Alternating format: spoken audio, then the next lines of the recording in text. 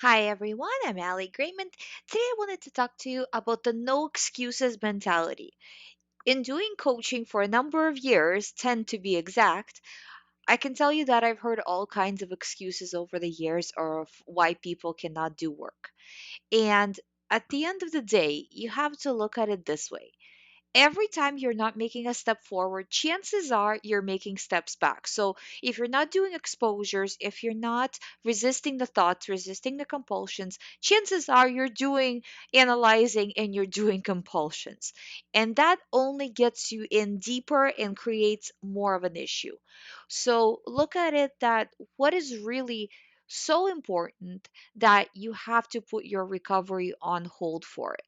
And granted, there is a few things in life that can be a valid excuse. For example, if you're about to go into an interview, probably not the best time to do an exposure exercise, you know, or I talk to, say, for example, a lot of women who are pregnant, right before birth, probably not a good idea to do exposure exercise, right?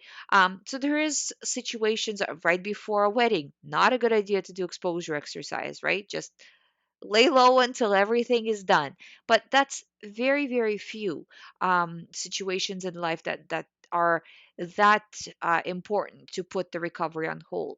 99.9% of the stuff that you are um, putting first, putting before OCD recovery actually is not that important.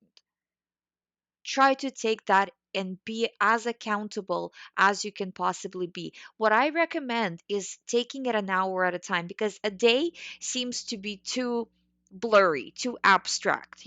Well, today I'm not going to do any compulsions. Today I'm not going to do exposures. Well, the day has many hours in it, and eventually, if you start to fall down, it's hard to pick yourself back up, right? So try to take it hour by hour. So for the next 60 minutes, no matter how serious the thoughts feel, no matter how real they feel, I will refuse to do compulsions. The next 60 minutes you take as a separate thing, right? And then you kind of have a running total of how you did throughout the day. You can note it on your phone or on a piece of paper if you would like to do so. And it is kind of a little bit obsessive it feels a little bit obsessive to do that, but it actually um, is putting that obsessiveness into something productive and keeping you accountable in your recovery. So at the end of the day, you don't think, oh, this was such a bad day, I did so terrible. But you look at the list and you say, you know what, here I've really pushed through, here I really pushed through. And you see it as it was difficult and I pushed through it.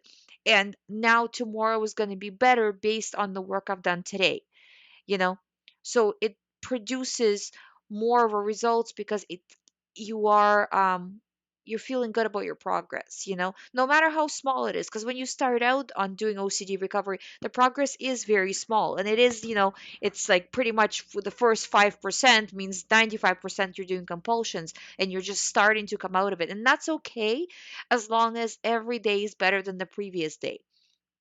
Like I always say, if you just do 5% less each day, in 20 days, you will be down to zero compulsions and zero analyzing. Of course, it's not a perfect process, like I always say as well.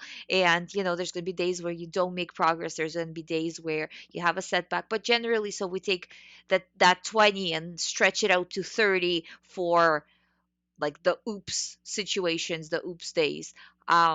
Still, that's very minimal, so it's the accountability. I know, I can see by the analytics that the accountability videos get the least amount of like views and likes and all of this kind of stuff,